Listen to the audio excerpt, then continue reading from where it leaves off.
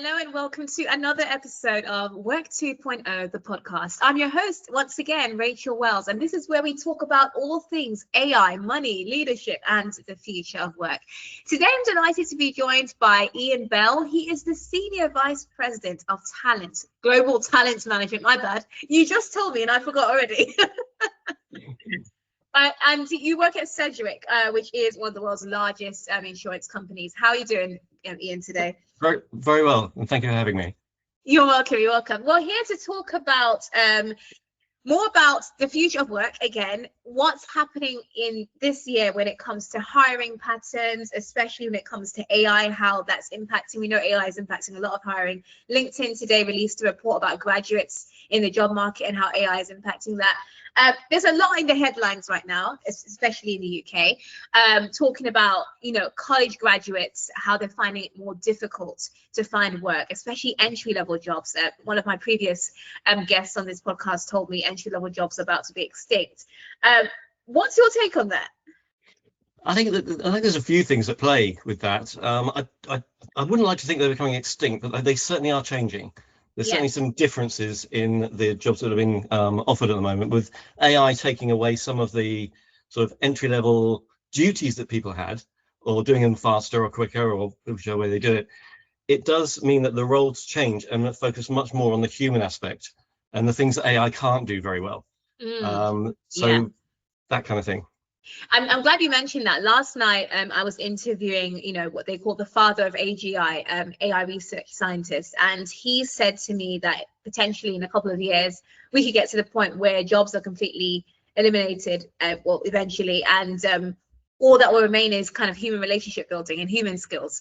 So I'm glad you mentioned that, because that's like a common theme here with AI progressing the way it is, and so rapidly as well. What remains is that human connection and touch. So what would be your advice then to entry level or to graduates who want to kind of lean into those skills? What are the human skills that they should focus on?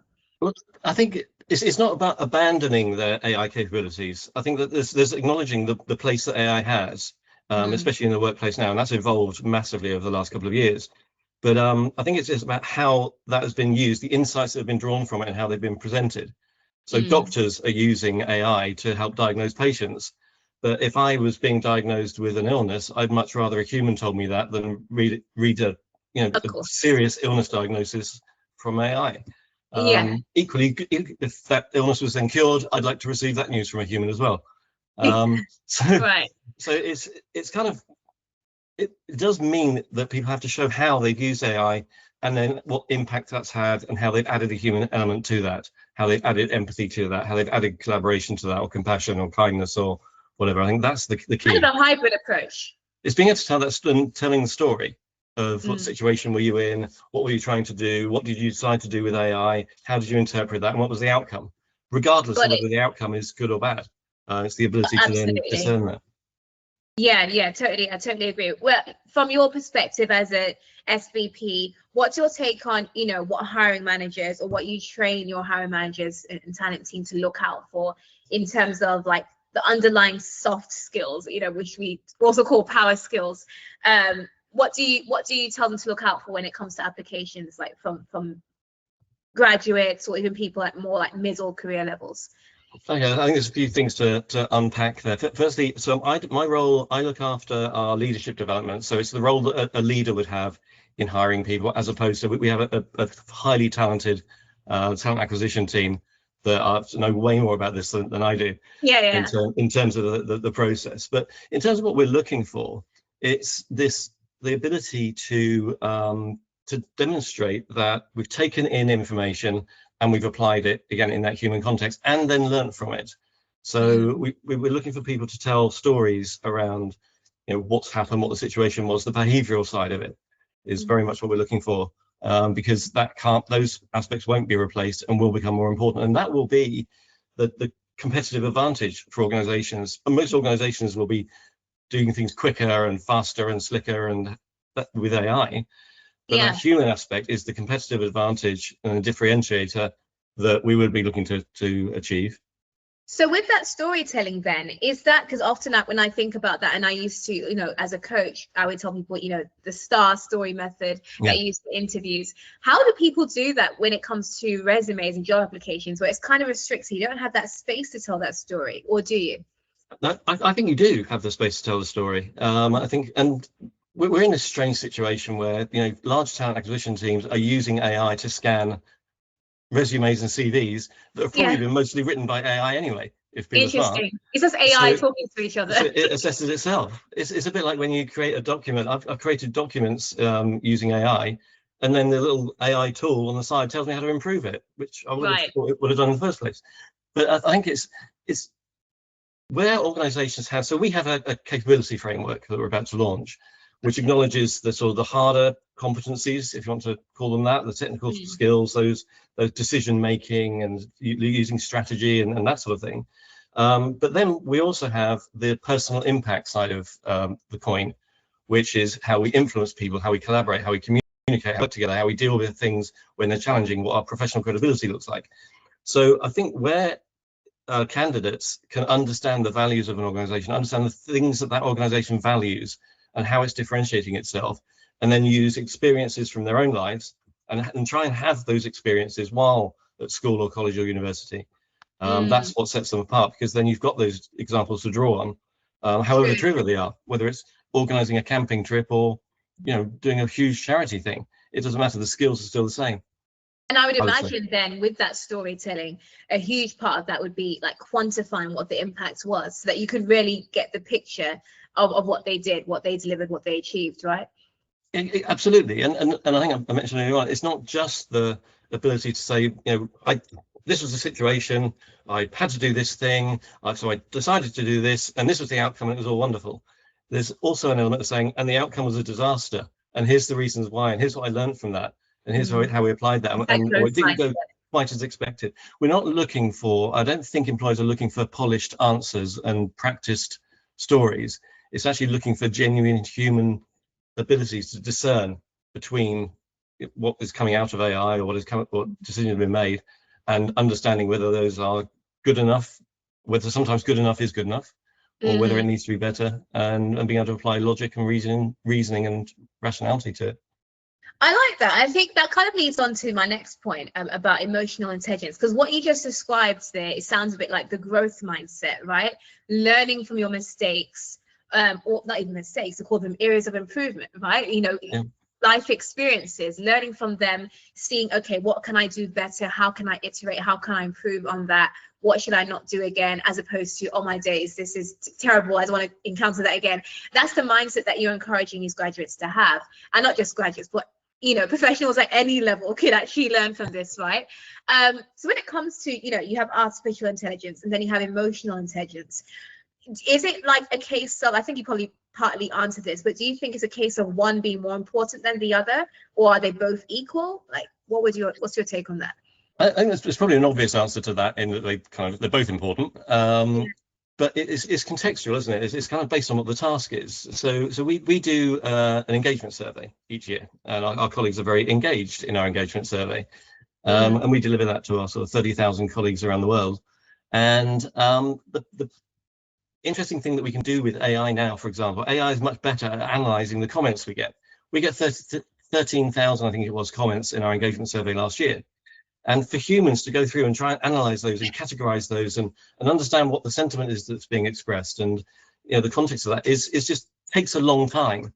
And then, but by that time, you're a long time after the survey, and that sentiment may have changed. With AI, we can do that instantly, and it gives us categories, even categories that were commented upon that we didn't ask about. So we had a large number of comments about a particular thing in the company, both good and bad. And we didn't even ask the question about it. We absolutely will do next time. But that sort of thing that it surfaces is amazing. But then, without the emotional intelligence to know what to do about that is the thing. And that's where the humans need to come in, and the human aspect needs to come into the fore to address whatever it was. Or even we asked from the comments, we asked it, what are our colleagues telling us that they like and appreciate about their leaders? And for it to come out and say they like to be supported, they like to get feedback, whether it's constructive or reinforcing, they like to grow and develop, all the things that everyone is telling everyone that that's what leaders should be doing. But this is our colleagues telling us we like it when our leaders do that, which is, again, really good. That's a really good use of AI, because we then can start to encourage those behaviors within our leaders. Oh yeah, absolutely. I love that. It's again that hybrid approach where you're using AI for the, the admin, the actual tool kind of technical side of things, and then it's a matter of what are you going to do with it now that you have the information, now that you have those insights, that data, what are you going to do with it? And that part can't be automated. That's your human side, right? And exactly. I love that. What would be your advice to, let's say, stepping aside from job candidates, let's say people are in their work right now, they're employed. What would be your advice to them when it comes to demonstrating their emotional intelligence, that human side, those skills in work? What was one step that they could take in their jobs right now? I think it would depend what role they're in. I think from a leadership perspective, which is sort of where I tend to come from. I think it's acknowledging that while AI can take away some of the sort of the mundane routine tasks, there was some job satisfaction in those. There is job satisfaction in solving things for people, in getting an answer to someone, in demonstrating your expertise. So that job satisfaction needs to come from somewhere else now. And it needs to come from leaders highlighting when someone does show that human element, when someone does take the time to help someone. And that's harder now if people are working in a hybrid situation. So I think it's acknowledging those behaviors when they come to the fore, and recognizing and valuing them, so that people get the job satisfaction that maybe has been replaced from being reactive. Being reactive is kind of not a bad thing if your role is to react to things. If AI is now doing some of that reacting, I'm going to need to get my satisfaction from somewhere else. So I need that to be rewarded and recognized for the behaviors that really are going to matter and have an impact. Of course, absolutely, 100% agree. And finally, I think my question to you would be, when it comes to how saturated the job market is right now, you've got tons of layoffs, which are a lot of them AI induced. You have people who it's taking much longer to get into work. A report was saying because of AI resumes, ironically, everyone looks the same. So now it's harder to distinguish between what's real experience and what's not. So it's making hiring cycles longer. So what is something that job candidates in today's extremely tough market can do to really, maybe something that's outside the box, maybe may not be in their resume, it could be something else. What can they do to really stand out and make it easier for them, especially if they're a graduate, to land their first job? I think it's probably around understanding what it is that employers are most worried about, if you like, at the moment. And I think most employers and organizations, certainly of our size, are going through significant transformations.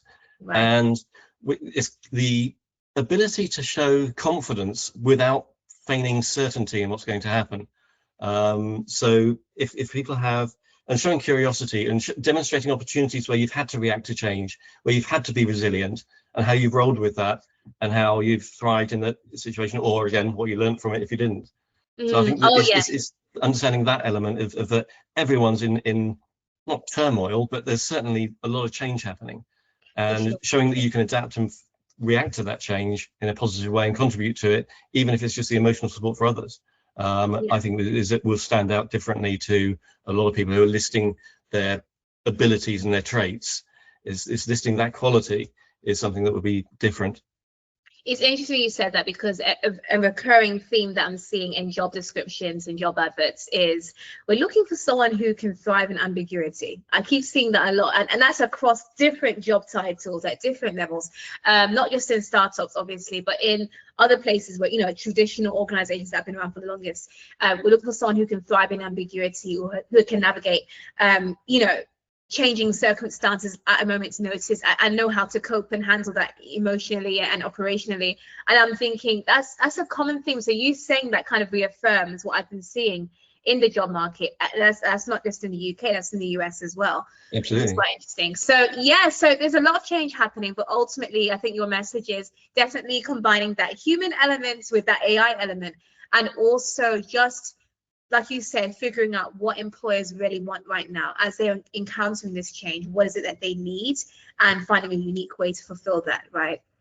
Thank you so much for lending your time for this interview, Ian. It's been a pleasure having you on board. And like I always say, if you're worried about your future in work and you're concerned about where do you fit into all of this, with so much happening every week, there's a new AI update, right? So feel free to follow Work 2.0 the podcast on Spotify, on Apple Podcasts, or wherever you listen to your podcast. Give us a good rating so we can get this out to more listeners.